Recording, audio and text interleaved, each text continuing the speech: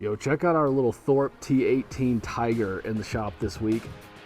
It seems that a crosswind took our little fella off the runway, caused some damage and a prop strike, so it ends up totaling, and here it is in our shop. So we did get some good stuff though. It's got a engine that's ready to go. It's got some decent avionics, the wheels and brakes and seats, the horizontal trim tabs, the flaps, the tail wheel and springs, the rudders. It's all ready to go.